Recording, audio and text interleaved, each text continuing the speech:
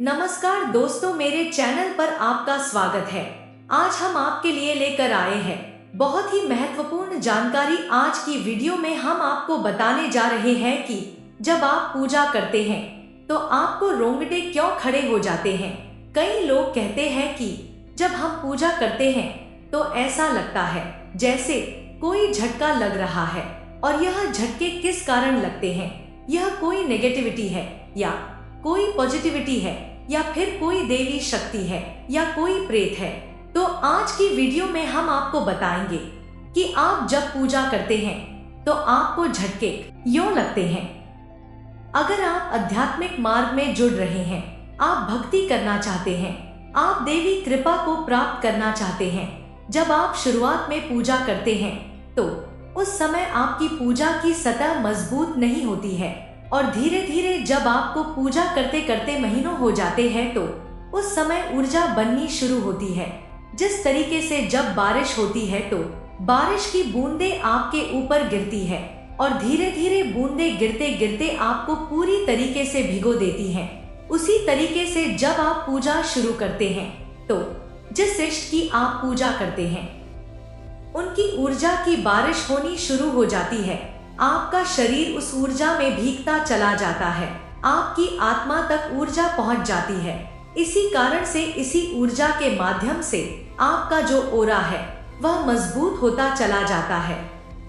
आपका ओरा मजबूत होने से कोई नेगेटिविटी आपके शरीर में फिर प्रवेश नहीं कर सकती है।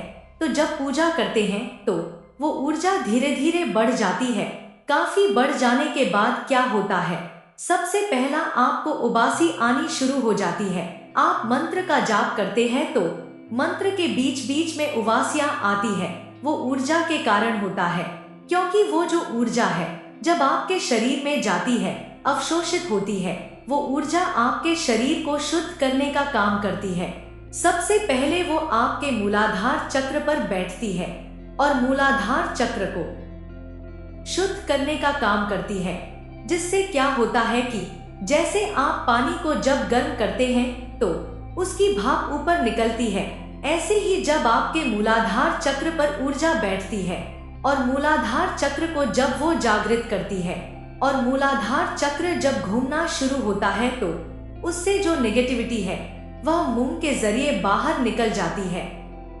रोंगटे खड़े होना, यह सब आपके इष्ट की कृपा के कारण होता है। कई बार आप जागरण में जाते हैं, पूजा में जाते हैं, किसी मंदिर में जाते हैं या फिर कभी आप भगवान की बात करते हैं, उनकी चालीसा या उनका कोई पाठ सुनते हैं, मंत्र सुनते हैं, तो भी आपके साथ ऐसा होता है। क्योंकि जब आप वो सुनते हैं तो उस मंत्र की जो ऊर्जा है वो कनेक्ट होती है आपके अंदर की ऊर्जा से, इसलिए आपके साथ ऐसा होता है।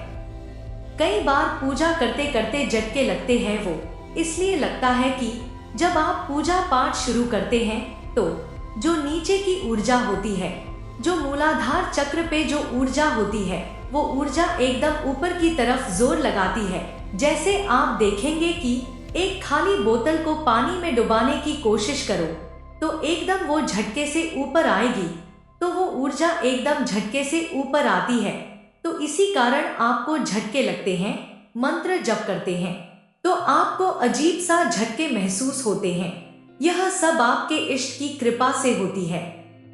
कई बार पूजा करते समय हमारी आंखों से आंसू आते हैं। उस समय भाव इतना ज्यादा हो जाता है कि आप अपने आप खो बैठते हैं। आप अपने इष्ट को देखना पसंद करते हैं और उन्हीं को देखते रहते हैं। तो ये सब पॉजिटिव का ही साइन है।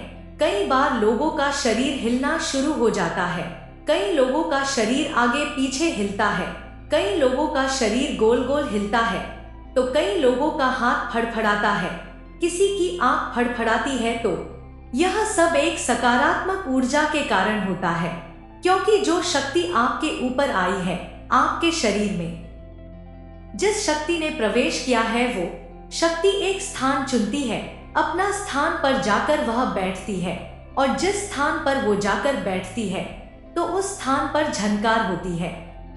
तो ये सब सकारात्मक कारण है, कोई नकारात्मक कारण नहीं है। कई लोगों का कहना है कि क्या जो सिर घूमता है या रोंगटे खड़े होते हैं ये नेगेटिव कारण है। नहीं, ऐसा कुछ भी नहीं है। आपको अपने इष्ट पर भरोसा होना चाहिए। आप लोग अपने हृदय में यह भावना करके पूजा करो, मेरे इष्ट जो हैं, जिनकी मैं पूजा करता हूँ, वह मेरे सामने बैठे हुए हैं। कभी अपने मंदिर को ऐसा मत समझो कि तस्वीर रखी है, वहाँ पर मूर्ति रखी है। सदैव यह समझो कि वहाँ पर मेरे इष्ट देव है, वह वहाँ पर विराजमान है, साक्षात बैठे हुए हैं। जब भी आप किसी मंदिर के सामने से गुजरो तो प्रणाम करो, जैसे कोई आपको देख रहा है, क्योंकि जब तक भाव नहीं होगा तब तक शक्तियां जागृत नहीं होंगी, ना आपको कुछ प्राप्त होगा। तो मुझे आशा है कि आपको यह जानकारी पसंद आई होगी। तो कृपया वीडियो को लाइक कीजिए और चैनल को सब्सक्राइब कीजिए। मिलते हैं बहुत जल्दी एक नई जानकारी के साथ। तब तक के लिए जय हनुमान, जय श्री राम।